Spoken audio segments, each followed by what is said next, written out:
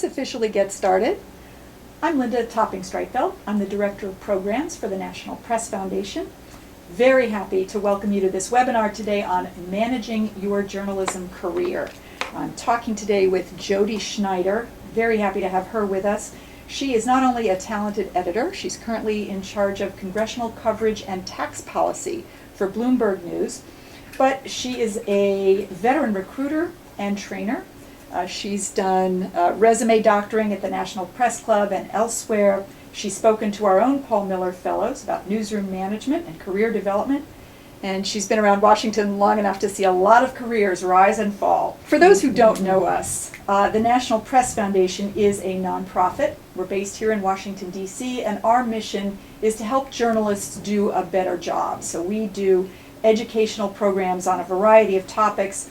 All of our programs are free to journalists, and you can find out what's happening right now by going to our website, www.nationalpress.org.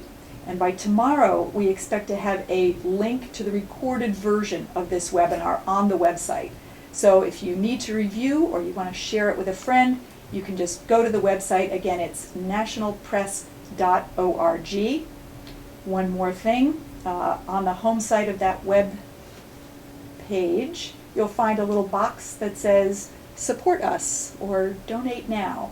That's self-explanatory, and I'll just say that we appreciate all donations. So, I think we're ready to start. Jodi, let me start this way. When I think about managing my career, usually I'm looking for a job. But I understand you think that's the wrong approach.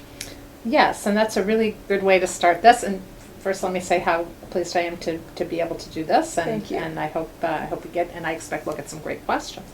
Yeah, many people in journalism, and frankly in most fields, tend to think about managing their careers, and particularly things like networking, as, oh, those are things I have to do when I'm looking for a job.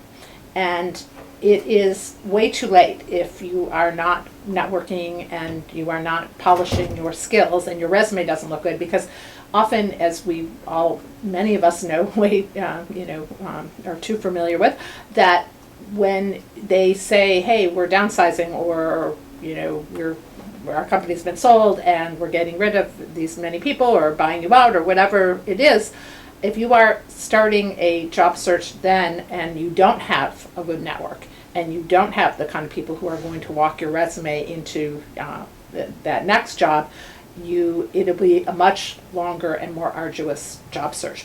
And then there's also times where the really good jobs you're going to get because you're networking, even though you're in a good job.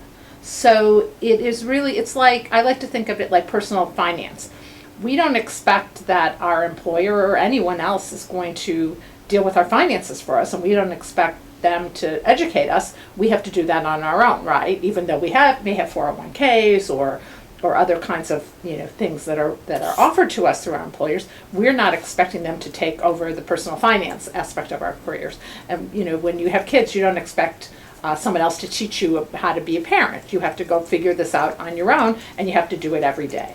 And that's really the way people should be thinking about their careers. And I know sometimes people feel like they're being a little disloyal to their current employer.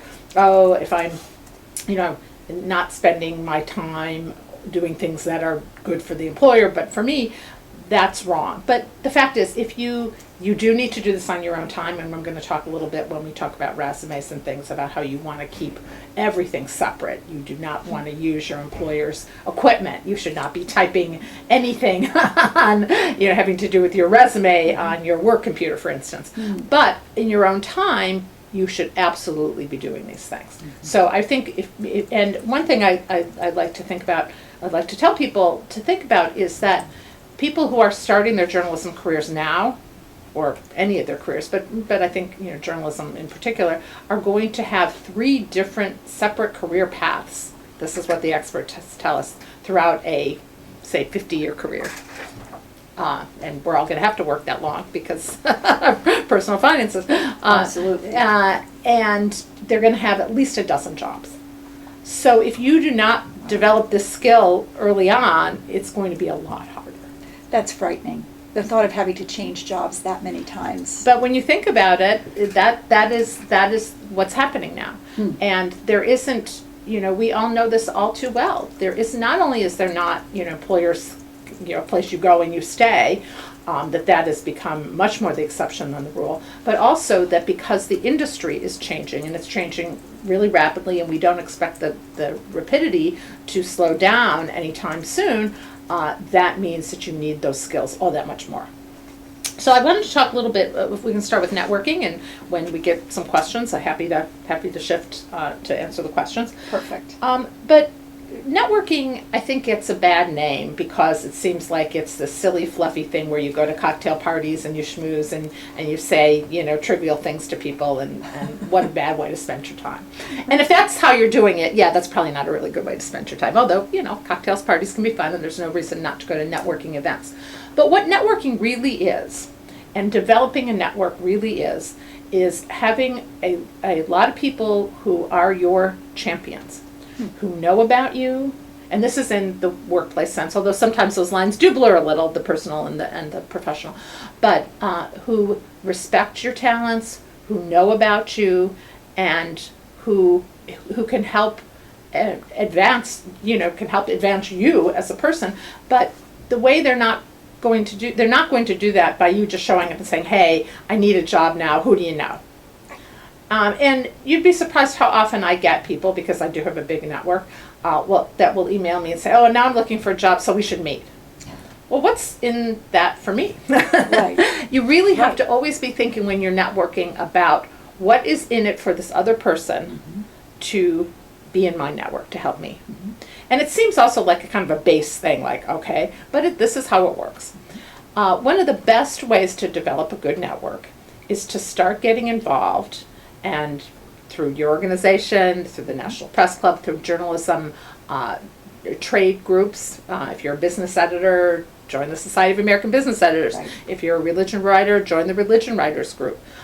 There's all kinds of professional organizations, your alumni organizations. If, where you went to college or grad school, or even sometimes high school, there's big groups. And get involved. Because then people are going to see, oh, this person's really well organized. This person is really good at, when we set a deadline that we have to, meet, we're going to put on a program, and they're taking a role in this, they do a really good job. You have now increased your network, not just because that person knows you and kind of likes you and thinks you're good, but they're going to tell other people.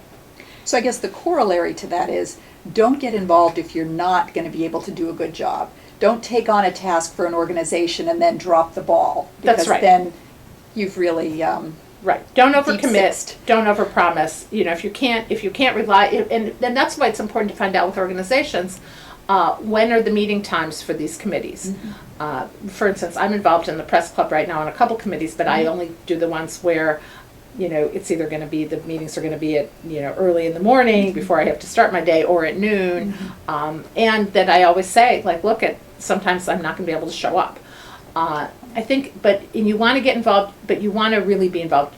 Being on a committee or taking leadership positions in organizations is great. A lot of people put on their resumes, oh, I'm a member of the press club. Well, congratulations. I mean, we're happy you're a member. We're happy but you really need to, what you're wanting to do with networking is to show people that who don't know you and who haven't worked with you what you're able to do. And it's a really good way to do this. And again, it doesn't have to be, you don't have to be, oh, I'm going to take on this thing that's going to, take another 20 hours a week. Start small. But getting involved in those kind of things is really a great way to increase your network. The other thing that's really important is, and comes as a surprise to people, but this is really the way you get a job, is you're going to get a job through other people you've worked with, more often than not. That sounds very reasonable. And the reason that happens is they are the best advocates for you. They know your work, and they can speak intelligently and in detail about your work. The problem with I'm hearing the feedback of me. That's why I'm stopping. Okay, now it's gone. as an employer, and I've been in this position, when I've been a recruiter, I've really been in that position, but I'm even in this position now. When you have a position to fill, there's such a premium on getting it right these days, because as we all know, the position openings come about much less than they used to. Mm-hmm. And there's an enormous amount of pressure on a hiring manager to get it right. Yeah.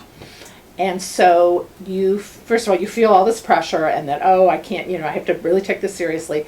And then if your organization has advertised the position, as many do, Mm-hmm. there's just so many resumes. Right. You're flooded. And you're flooded. And so the first thing that you want to do is to sort of say, okay, I want some way to filter this. I want some way to get resumes or the resumes that I get that are from places I trust that are just not coming in over the transom, I'm going to look at more seriously. And that's what people do. I can't tell you the number of times somebody who I work with and trust and think highly of comes up to me and says, could you just look at this resume? And you do, Right. because it Of comes from course. that person. And that often will bring things to the forefront. Now, they still have to be qualified, Of course. and they have to have the resume has to be in, when we're going to talk about resumes, it has to be the right kind of resume. But that is going to get you in much more than as a matter of fact, I don't even necessarily believe, I don't know anybody who's gotten a good job in the last few years, and maybe there's somebody out there, and I'd love to hear from them, by sending it in blind. Right. I don't think that works. Right. Because if organizations are being told to list positions, you don't know whether it's a position that has been filled, or that they're really going to fill, or that they're going to fill in the same way. Right. Or they already have an internal candidate, but they candidate. have to list it. Exactly. Sure. There may be some industries in which this is not the case, where this is how they find people. Right. But it's just, it is, and especially kind of sites that have a large number of resumes. That's a problem. So you want to get your resume in the hands of people who are going to be your advocate. And so, first of all, one of the best rules about networking is network with the well-networked. A, they like to do that, and B, they have good networks. They have big networks. That's right. I want to be in your network. So you want to find those people. And one of the ways to find those people is to be in settings where you're going to find them, like we were talking about with organizations. The other thing you want to do is you want to be, the best rule about networking and to be a good networker is that you want to do things for other people. And so when people come to you and say, hey, would you look at this resume? Tell me what you think of this person. Would you give me some advice? You want to be able to do that, because then when you're looking or when you're needing that kind of advice for you or for somebody else in your network, that person's going to be, right? It's human nature. They're going to say, sure, you've been there for me. Exactly. When people show up and they haven't done anything for other people, when I've asked them, I say, I don't really have time right now. It's just human nature. Yeah, it makes perfect sense. And there are lots of times, and I'm sure this is true for many people out there, where friends do come to you and say, can you help me? Can you talk to so-and-so? What do you know about? And it's really nice when they're able to do it. It makes you feel good. Yeah. And also, the other thing about networking is I think that you need to view, sort of what I like to think of as non-traditional networking opportunities. I love to tell the story about a friend whose daughter played soccer, the soccer moms are hanging out, and the other woman, and I'm not going to give the organization away, but it was a big, well-known organization in Washington. This person was a journalist, and the person said, I think you'd be really good in this organization. She said, but I'm a journalist, I'm outside. She goes, send me your resume. And this woman ended up going to work there. Wow. Now that doesn't happen all the time, but it happens more than you think. So when especially when you're looking or you're thinking, it's time for me to start transitioning, start thinking about the people you know through other things. Often, sitting on the benches at sporting events with your kids is a way to meet those people. There's oftentimes lots of people through your church or synagogue is sometimes a way to do that, through other organizations that are maybe not professionally oriented. Maybe you're involved in a singing group, or you're involved in things related to other of your hobbies. That can be a good way to meet people. Right, sure. Network on the treadmill. Yeah. Some people like to do that. I actually think it's hard to walk on the treadmill and network at the same time, but if you can do it, terrific. So I think, to think of those kinds of opportunities. And then the other, really, really important thing about networking that too few people do is you want to create a way to keep all these contacts in order. And it's not just the contact section of your iPad. You really should have a database. And sometimes that word seems like, oh my God, a database. But all it means is a place where not only do you have all the people's contact information, but you have a good notes section. Where and maybe you can't do it in the contact section of your iPad, but I'm just saying it goes beyond just listing who these people are, but how you met them, how you're connected to them, who else they know, and then what the really good networkers do is they go through there and they're in touch with people. They find a reason. If they haven't been in touch with this person, say in a few months, find a reason to get in touch. Right. That sounds very calculating. It does, and it is. But it doesn't have to be calculating in a bad way. Right. It doesn't have to be, oh my God, look at you, aren't you the swarmiest networker, who ever lived. It really is about, okay, I'm going to nurture my network. And the ways you do that are often simple. If you haven't been in touch with someone in a few months, and let's say you've written a story you're really proud about, or your news organization has done a series that this person may not have seen, or even, you know that they're really interested in a topic that you just read an article on, a note, and attach the article. Right. And, who isn't going to call up the article, right? If it's something they're interested in, oh, really, huh? Shoots back a quick note. Yeah, God, great. Thanks for sending it out. Hey, let's have coffee soon. We haven't been in touch in a while. Right. That's networking. Right. But if you don't have an up-to-date contact list and you don't have, those connections there, it's harder to do. The other reason for the connections is because when it's time for you to ask somebody for something, for you or for somebody else you want to remember who they're connected with. And it's, you think, oh, I'm going to remember, but when it's something you write on the back of a business card, 6 months or a year ago, you're not going to remember when you need it. Right. So go through there. I really like to go through my database, every couple weeks just to sort of see. And people do move on. They change their email addresses, all that kind of stuff.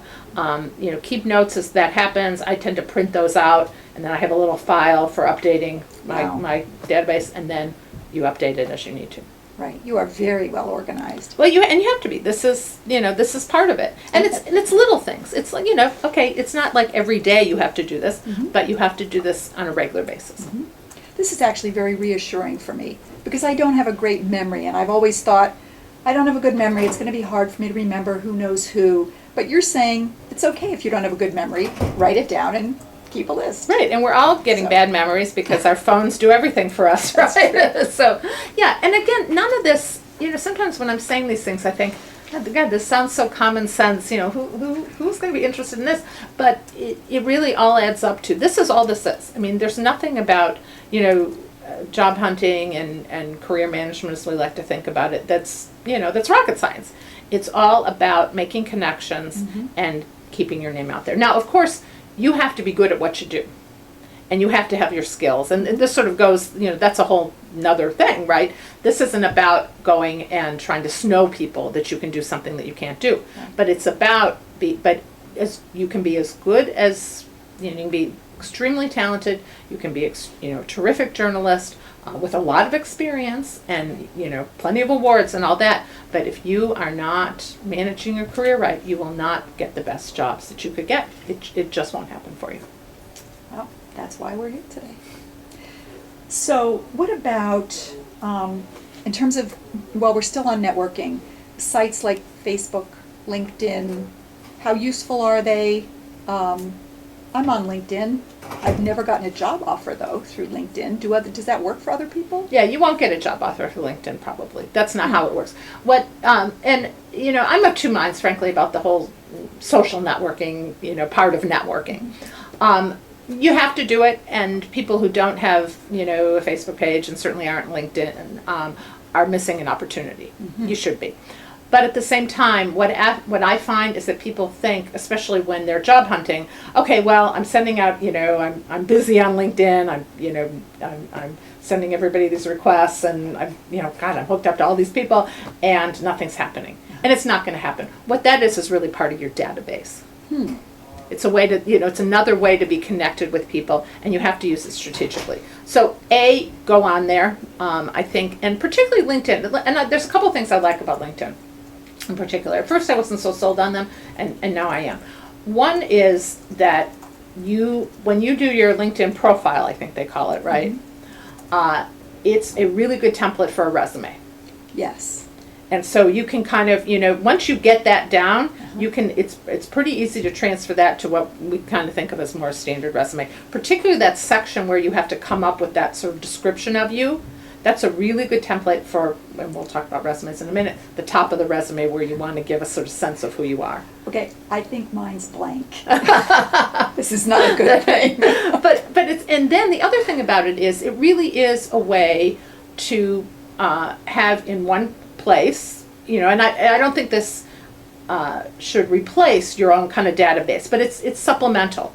And the more people, and because it shows the connections, that's what's really nice. You and I are connected, but then I know all your other connections. So it's like, oh, okay, if I'm, going to try to help somebody, and I look and I think, oh, that's right, Linda's connected with all these other people. That is very useful, and it's right there.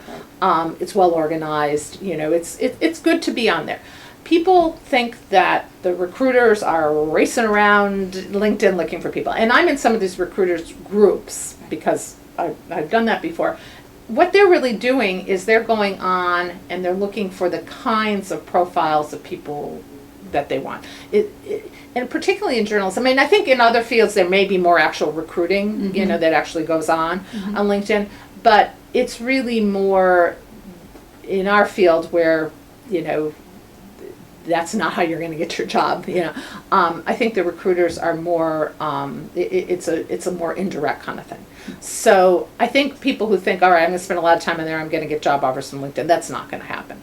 But again, it's a way to really enhance your network. It's a way to organize your networking, and it's another thing. The other thing, and even though we're not talking about resumes per se right now, it's great to have on your resume a link to your LinkedIn profile. It's another thing that people can go to about you. And then they can also see who you're connected with, which is nice. Right, and that can be a plus for That you. can be a big plus. If you have a big network, someone who's looking at you might say, wow, this person is really well connected. Right. And that can be useful, certainly for a journalist. Yeah, and if they know somebody, I know so-and-so. Oh, hold on, I'm going to, and that's one of the things I do when I'm recruiting, is I will go look at their Facebook page, and I will go look at their LinkedIn profile and see who I know who can talk to me about them. So recruiters use it that way. Makes sense. In this, maybe goes without saying, but I will say it anyways.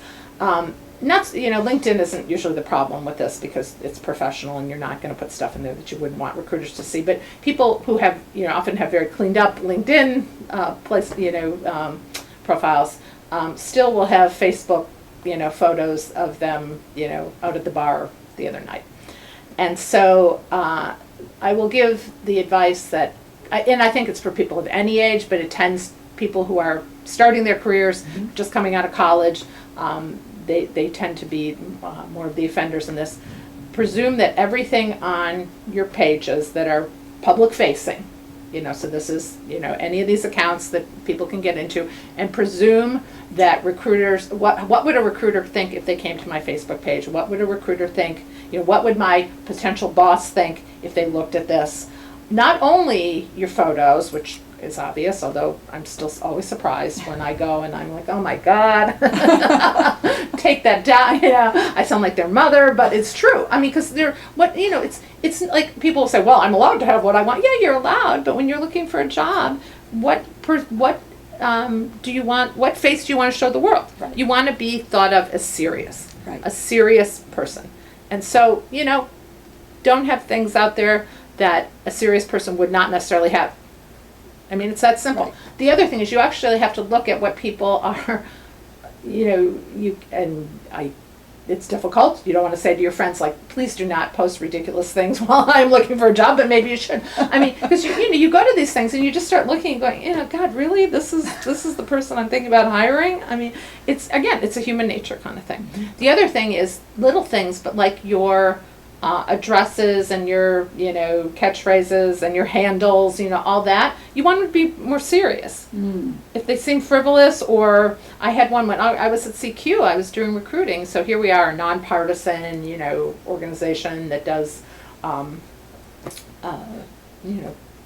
serious congressional journalism, mm-hmm. and also in a very nonpartisan way. And we tell people this as we're talking to them, like, okay, do you think you could be nonpartisan, not an advocate? Somebody had some, their email address was like, I hate Republicans. Well, sorry, but that's not going to work. Yeah. So all those kinds of things you need to think about. So you're saying even, for example, on Facebook, if you have friends who are posting very partisan kinds of things, you should hide those. Yeah, you want to hide them, and you also don't want to be responding to them. You don't want to be in these discussions about things that could have somebody thinking, oh, hold on, are they right for this? Yeah. And even if it shouldn't matter, it does matter. And again, in these days, there's many fewer really good jobs in journalism than there used to be, and so the competition is really fierce, and little things like this end up mattering. Mm-hmm.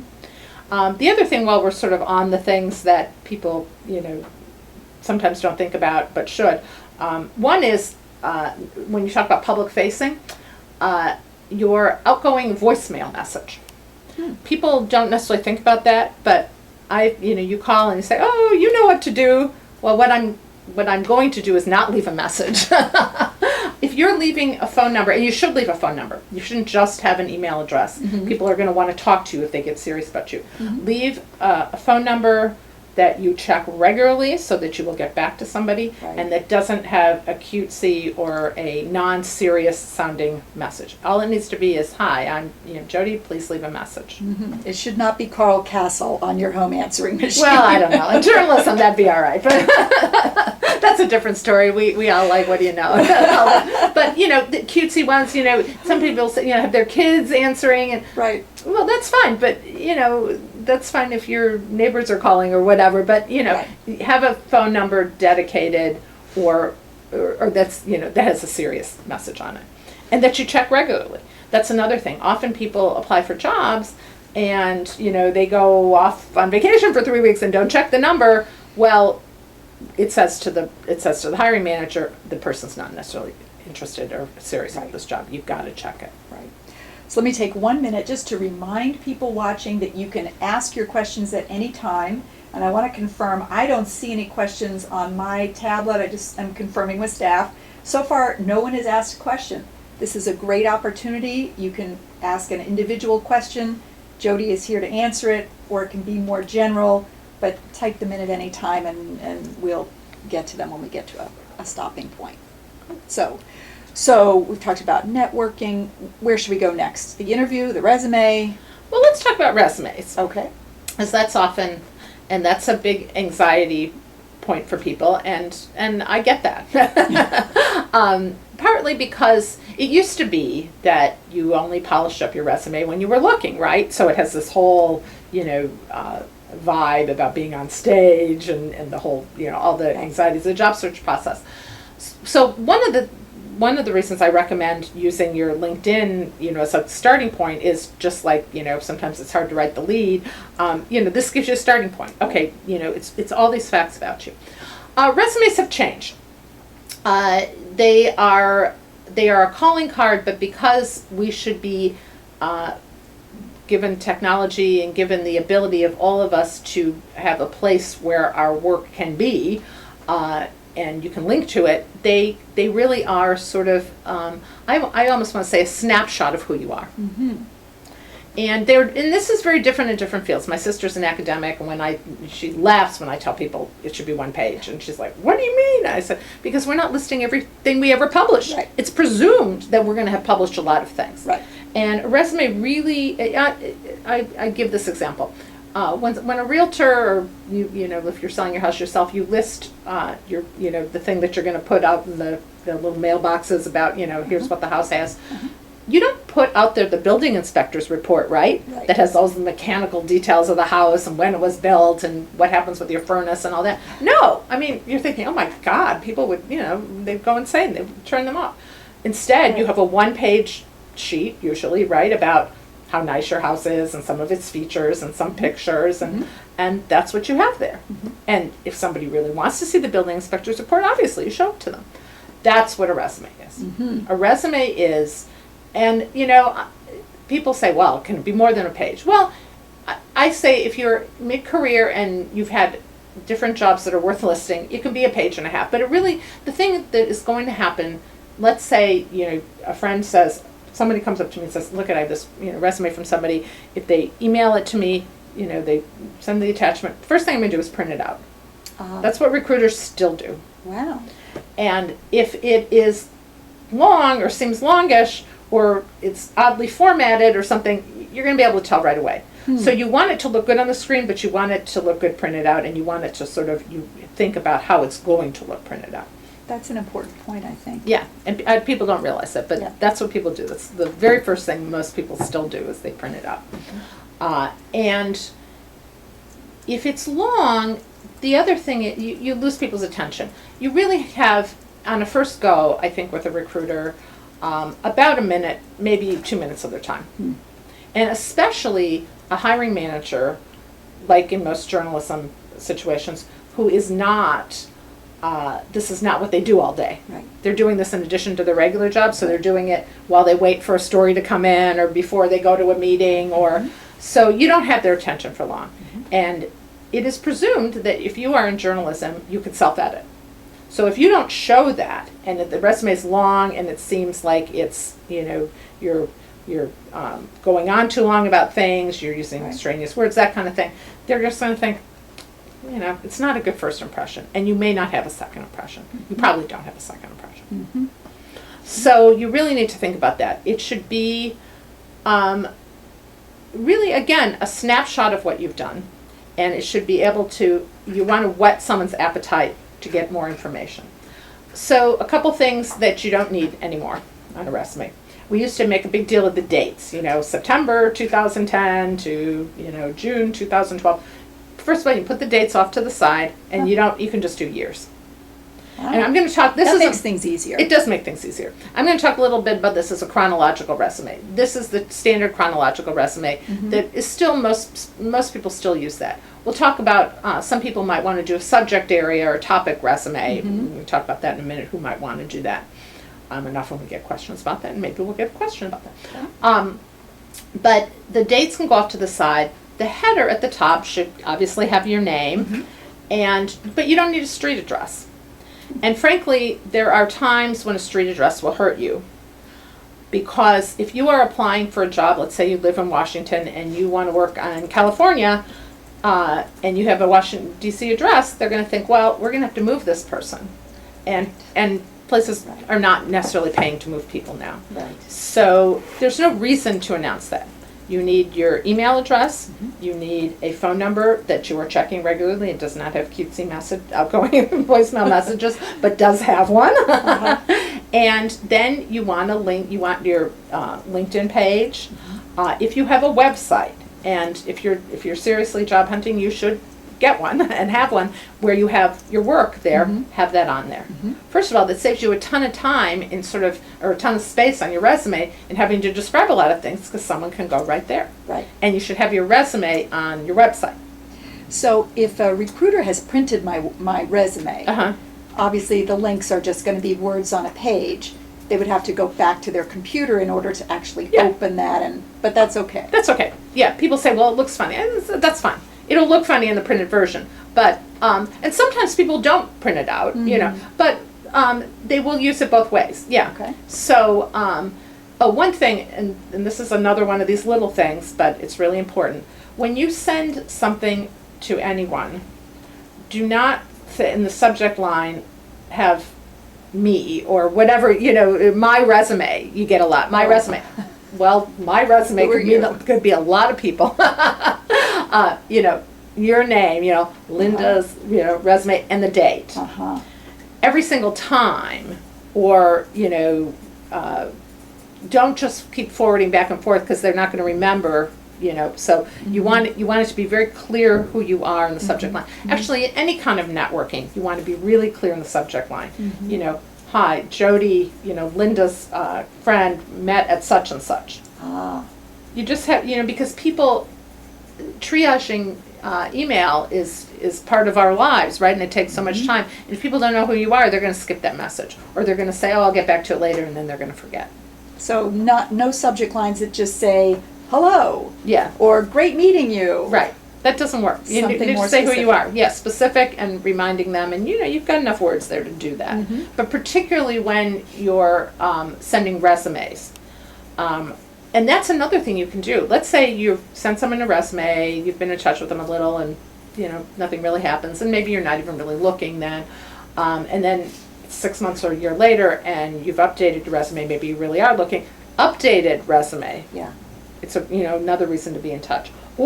And you've added several good stories to your website. Your good clips. It's a good thing to put on there. So.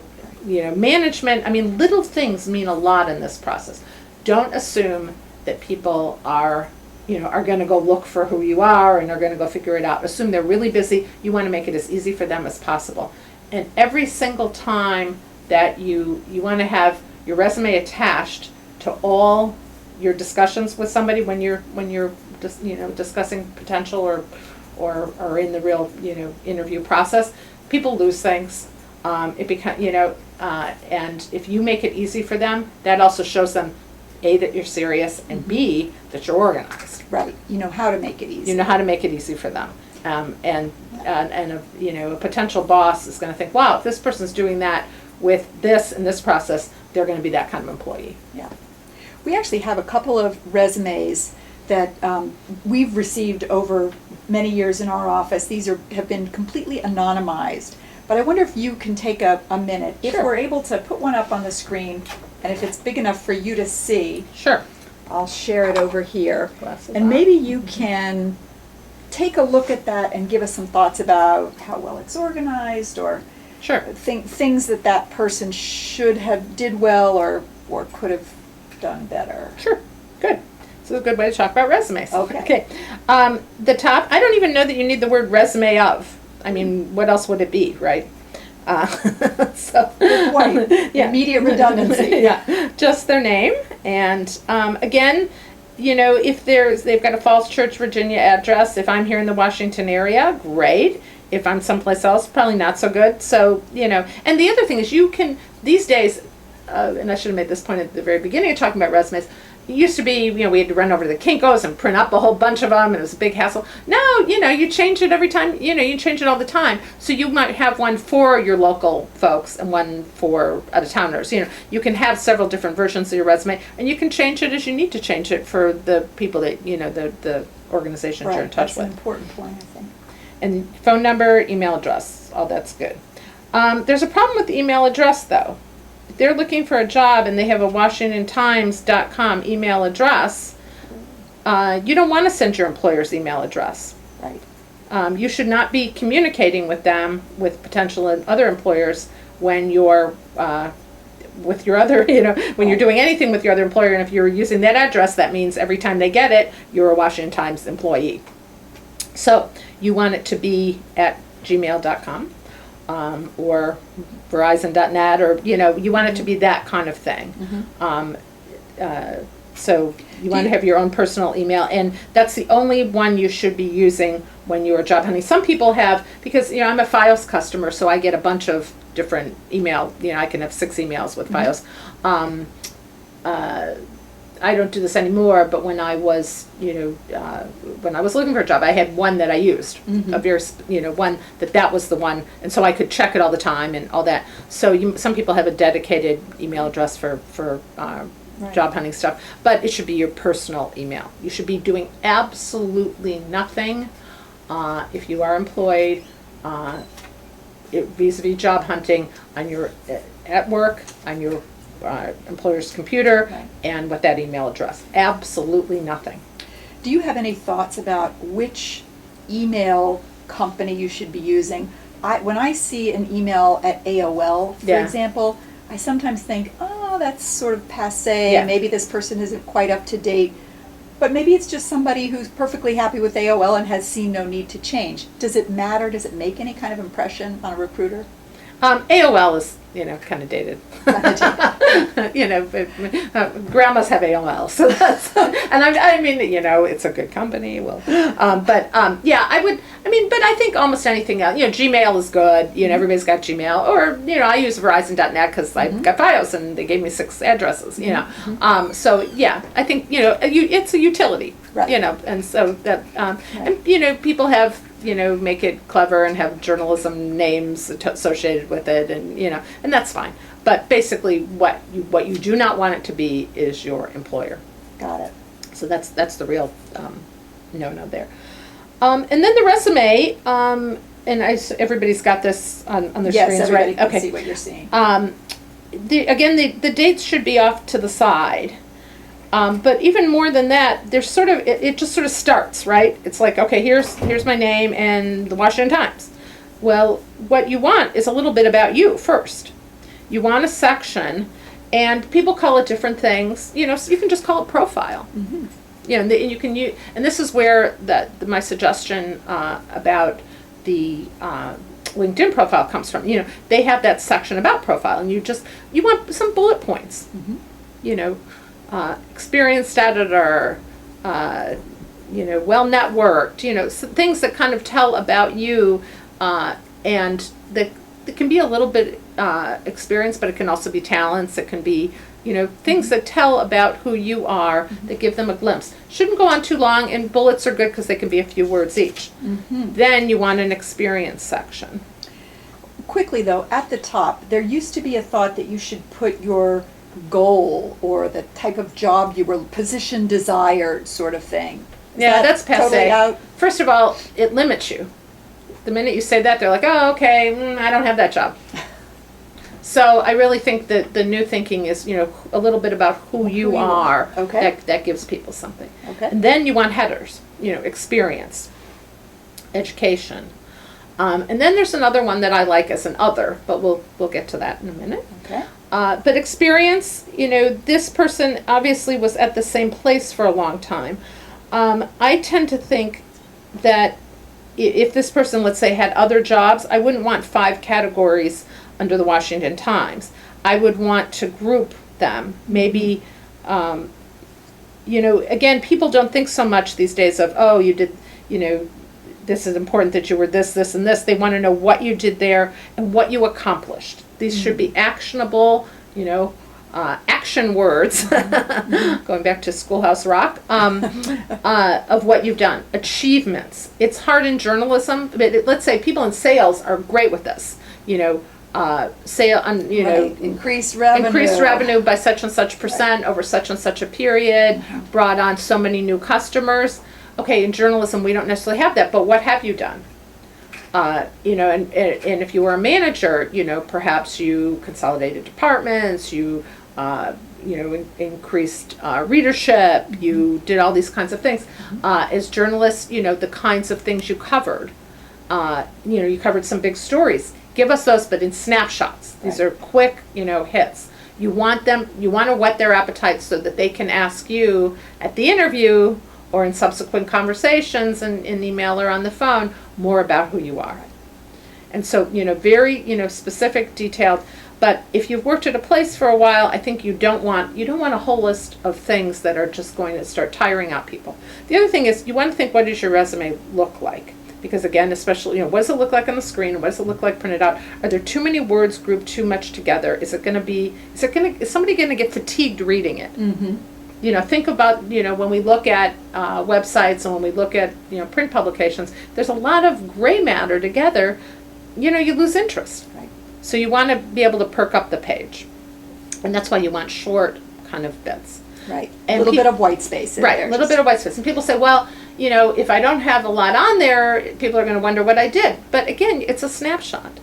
So better to be, I think, and journalists are not going to leave things out. I don't think that's usually the problem. So you want to err on the side of weeding things out and weeding out the clutter and keeping things short and to the point. Right. I love the point you made about that employers will expect you to be able to do your own editing. Right. And your resume is an example of that. It's the first example they'll see. Right.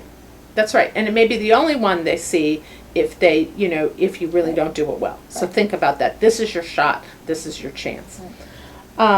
Freelance is good if this person obviously had freelance. And then I'm seeing other newspaper. Am I supposed to? I'm just seeing. Oh, here I'm on the second page. Okay. Oh, okay. So this person should have had a lot more consolidation of their Washington Times experience, because we're on the second page and we don't really need to be in the second page. Mm-hmm. They could have done that in a paragraph or two, and then the other newspapers they could have done. Yeah, there's a couple here that go this Canuba or whatever it is, Canubec Journal goes on a little too long. Again, dates off to the side, and education is fine. You don't need to put your years on there, and I tell people if you're probably 10 to certainly 15 years out of having graduated from someplace, don't put your age. Why call your years? Why call attention to your age? There's no reason for it. Mm-hmm. If someone asks you, you tell them. Mm-hmm. People may ask for your transcripts, but then you're already in the discussion phase. Right. Writing awards is good. I think again, you want to think about editing these. The 1994 Achievement Award, when it's 2013. I don't know that I would put that one on there. The other thing you can do about things like awards, although awards are good in journalism, Sure. You might want it to be its own thing, its own category, but you can also consolidate things under other, mm-hmm. or awards and honors. Mm-hmm. Awards, awards and other experience, something like that, so that it's, again, consolidated there. Mm-hmm. Teaching is good to do. Personal, I don't know. Why do you need to tell people how old you are, and does it really matter who you're married to when you're applying for a job? Right, or how many children you have. I mean, I think that's an outdated kind of thing. I wouldn't Right. put that on there. But what I would do is a couple things that they don't have on here. I think an other category is, and especially this is good for people coming out of, who are just coming out of school, much better to point to a few interesting, useful things about yourself than to pad it. Often I see things like, their summer work experience at the diner, or, a summer camp, day camp counselor. By the time you're out of college, those things are not useful. By the time you're out of college, high school stuff should not be on there unless you were valedictorian, and then that can come under other. Mm-hmm. But there are things that are interesting, mm-hmm. That are good to put on there. People want to know a little bit about you. When you get to the interview stage, you want it to be a conversation. Right. And so if they know a little bit about you that goes beyond, your facts and figures about your experience, they're going to get, that can be something. And also things that will sort of tell them, oh, this person is disciplined, this person is organized, this person's kind of tough, they can meet challenges. And so things that might do that. If you've been in sports, if you were a varsity athlete in high school, if you're younger, mm-hmm. Certainly college for a good long time, mm-hmm. That's a good thing to put on there. What about if you do something unusual, like if you've done stand-up comedy? Yeah. Is that the kind of thing? Yeah, something, right. Something, again, you want it to be something that, if it's too frivolous and you don't look serious. But yeah, stand-up comedy, if you were, headlined the such and such, for 3 summers at right. whatever, people like that. Oh, that's interesting. Mm-hmm. That's an interesting thing about you.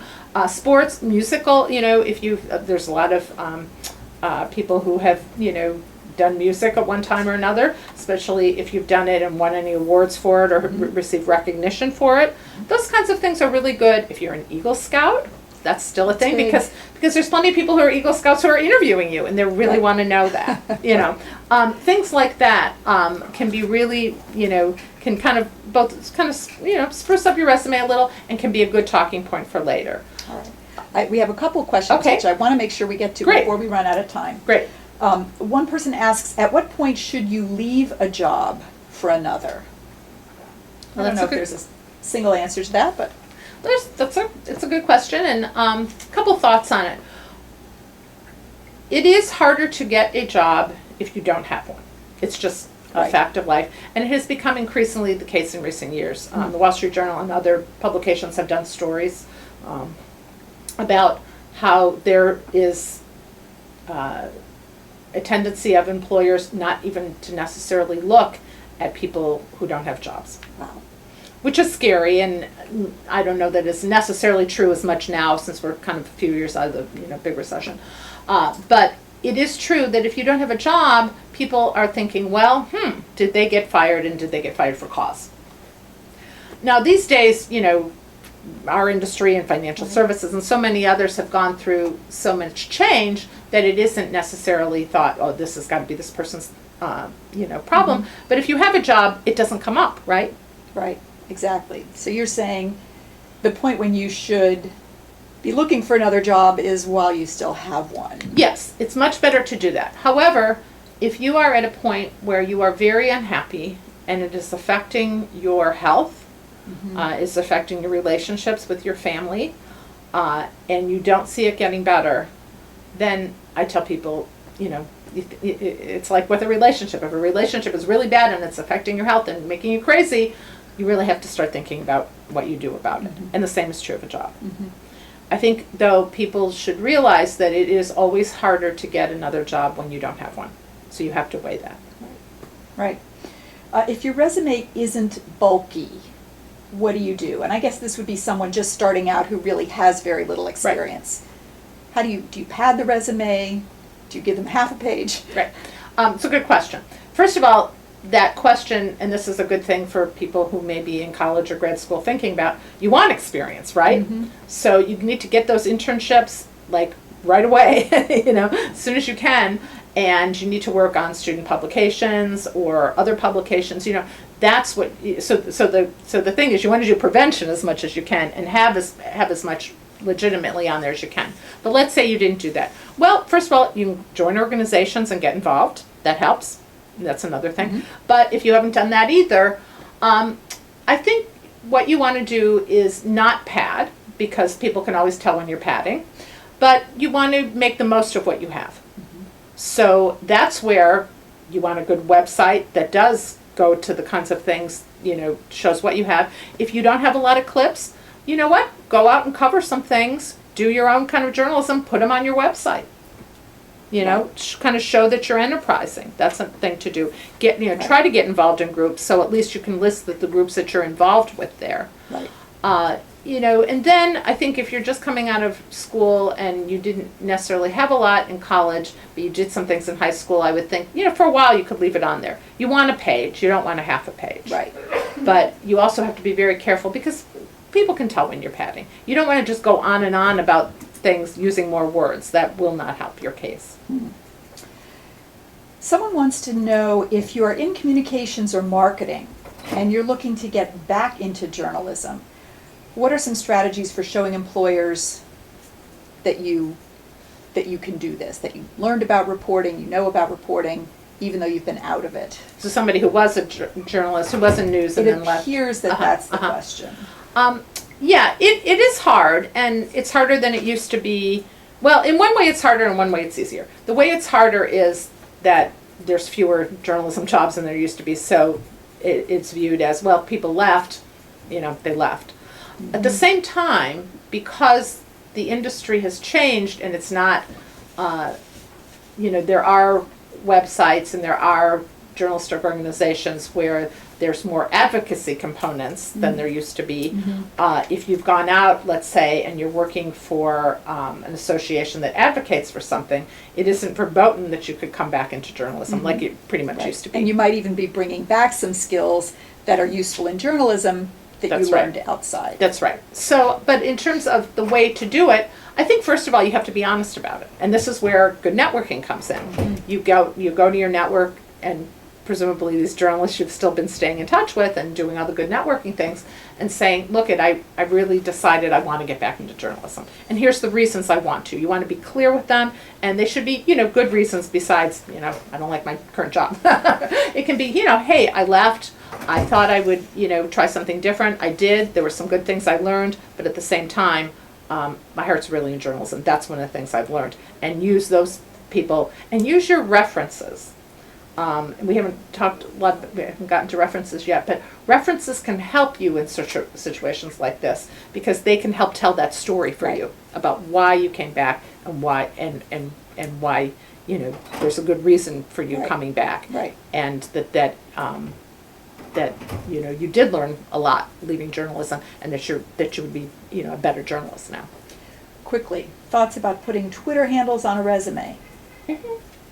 I think just like LinkedIn and Facebook, it's good to, it can be good to do. Again, you have to think, okay, every time that now you go, send out when you're sending out tweets, you have to think about, oh, how's this going to look? Right. So Be careful. it can be a complication. But be careful. But again, if you've got a lot of followers and you're out there tweeting about stories that you're doing that you'd like a new employer to see, it can help. Okay. Should journalistic cover letters follow the same conventions as those of other industries, or should it be in narrative style? I didn't know there was any other kind of cover letter besides narrative style. It's a good question. We haven't talked about cover letters, but I'll give a few thoughts on cover letters. Your resume is your calling card. Your resume is summation, snapshot of you. The cover letter is why I want to work for this particular organization. A cover letter, just like any other letter, is between you and them. It should not be a robo letter, and we can tell. And sometimes I've actually gotten cover letters in the past where they left the other news organization's name on it. They forgot to take it off. But it really should be tailored, and you want to come right out in a cover letter and say, I want to work for your news organization or your, whatever it is, and here's why.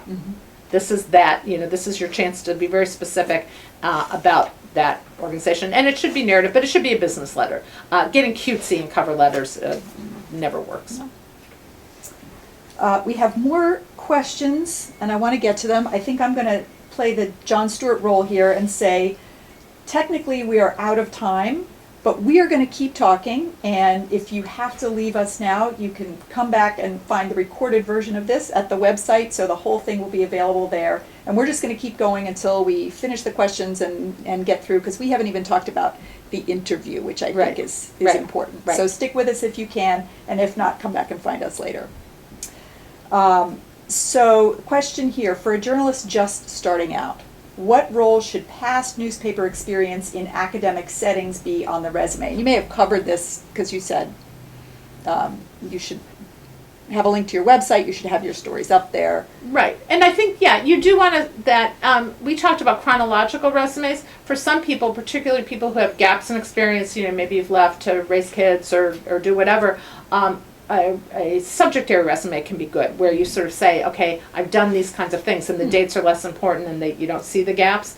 And if you're switching careers, it can also be very useful, because then you can show, oh, I had this whole other endeavor and expertise in this area that could be useful. So if you've got a lot of, say, academic experience, that isn't wouldn't necessarily be reflected in a traditional kind of chronological resume, you can do a subject area resume. Good. And you can also have, many people have two different forms of their resumes. Have a chronological resume and have a topical resume, depending on where they're going to send it out. Makes sense. How detrimental to a journalist's resume is lack of awards? I feel like there's so many journalism awards out there. Every resume you see has 2 or 3 awards. Yeah. But what if you have none? Is it bad? I don't know that it's bad, but when I see no awards on there, I ask about it. Like, oh, have you won any? To just not put them on there. And if they don't have any, you just wonder how ambitious someone is. Why are they not kind of putting themselves out there for awards? So, but more important, I think, is the kind of awards. Again, in terms of padding, just going out and getting, kind of any award to say you've got them. So I think, there's other kinds of things that can make up for that. That your, kind of involvement in, like, okay, being president of a journalism organization, or, on the board of a distinguished journalism organization, having done teaching, those kinds of things. But also people should think about that, other awards, there's, if you're doing some kind of teaching and you get recognition in that role, you should think about, that. But, so again, I would, I don't think it's a deal killer, but it does raise a question in recruiters' mind. Okay.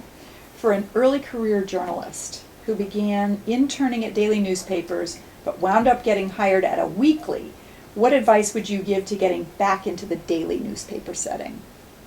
Again, if you were there and you have contacts, that's the first thing you want to do is, be in touch with those people and who may remember you and, can be really your best advocates. That would be my advice. The other thing to do is and we haven't talked a lot about this, but you want to do your research. You want to research. Don't presume that what you knew about that part of the industry 10 years ago is true now. And so you want to be really up to date on what's happening so you can best target yourself. I think that might be a good segue to talk about the interview. How should you prepare for a job interview? Are there some basic things you should or should not do? And job interview is the most kind of, all the common sense tips come into play in the job interview. You want to be, and this is a good way to think about it, you want to be taken seriously. Mm-hmm. You want to be a serious person, you want to be a serious candidate. You want to be yourself, but this is not, you're not gabbing with your girlfriends or your guy friends. This is not what that is. This is a chance for you to, obviously they're interested in you. By the time you get to the interview, they're interested in you. Your resume worked, right? Right.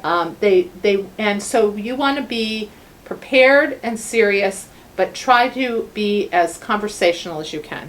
At some point in an interview, almost every time that I've hired somebody, at some point in the interview process, and not always on the first interview, and there often will be more these days, but I had to see them in the job. Something about, this conversation led me to think, oh, I can see this person doing that. I can see this person as a reporter here. I can see this person as an editor here. And so you have to be able to connect with people. Mm-hmm. So again, I know people are very nervous about interviews, so you want to practice. You want to, and I tell people who run journalism programs, the best thing you can do for because they say, how do we get your people jobs? They say, you set up clinics where you interview each other. Uh-huh. And actually that skill comes in really handy for later on when you're a hiring manager and you have to interview people, because that's also nerve-wracking. Yeah. Not as nerve-wracking as being interviewed, but but it can be. It's, a lot of people are not comfortable at that. Right. So do this.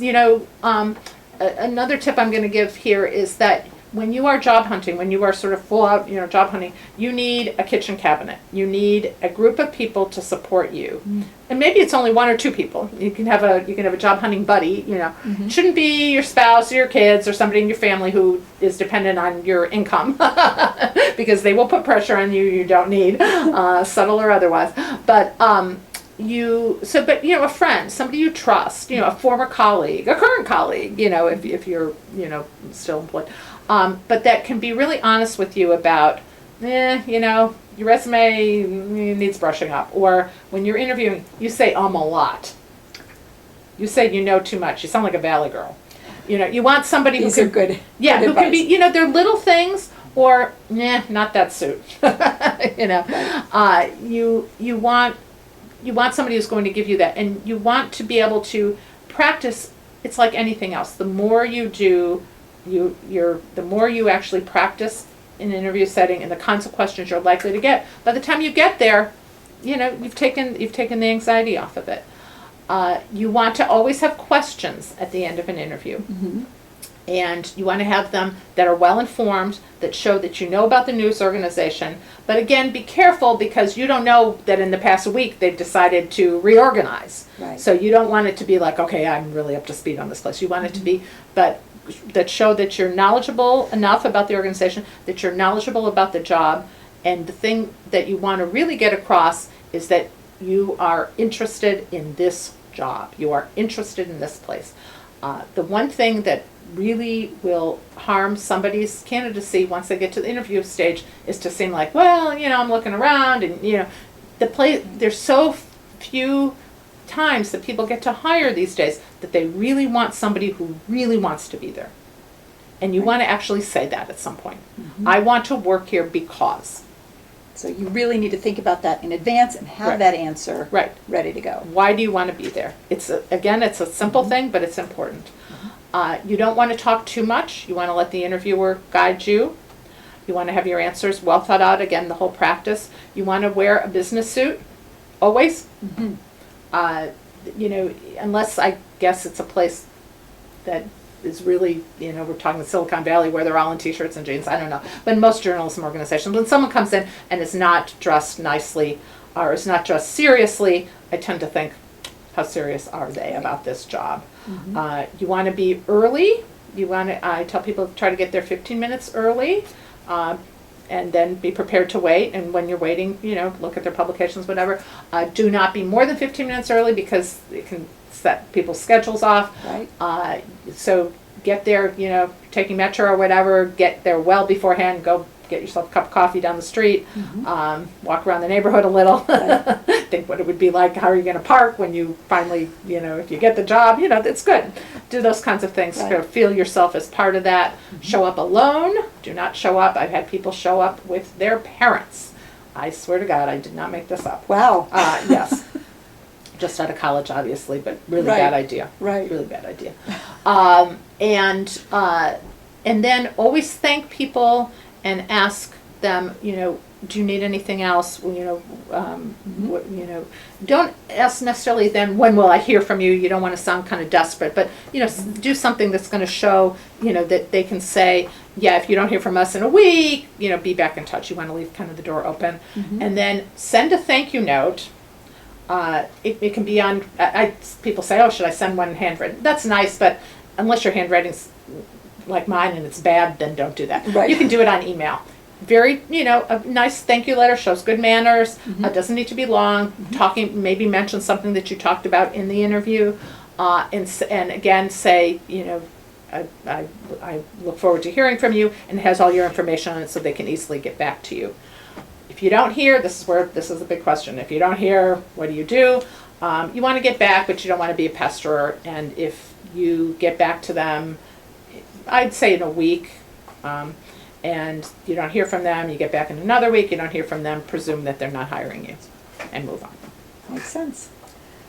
To wrap up, any secrets, any special tips, great information that we all need to know about networking, resumes, interviewing, career development? Have we covered it all? I think so. I'm going to remind us of 2 good tips on interviews and networking, and then I'm going to give you a fun tip on resumes. Okay. On networking, the tip is keep track of your network. Use a database. Okay. You wouldn't believe how valuable that is, and it also keeps you involved in the whole process all the time. On interviews, again, you want the person to see you in that role. So you really need to think about that. Think about how they are, seeing you and viewing you, and keep it as much of a conversation in the interview as you can. And practice, practice, practice, even if you have to do it in front of the mirror by yourself. Right. But it's better with somebody else you trust. And then my resume tip is one that a colleague suggested when I was doing a blog about these things. I asked people for their best tips, and he said, it's so good I shouldn't share it, but I'm going to share it. And basically, so there used to be, we'd have references on the bottom, right? And people write references available upon request. That's sort of like having resume out at the top. Like, of course, no, you're not going to give me your resume, your references. Right. But, and then some people list them, and there's a question, well, should you list them? I think you should, and I love this as a way to do it. You have them be like book jacket blurbs. Linda is a terrific editor. Known Linda for years, worked with her, and she'll make your copy better. Person's name and how to get in touch with them. Oh, I love that. If someone sees that, first of all, it's fun, and it's and you be clever with how you do it. But a lot of times you look and you think, well, I'm going to call that person.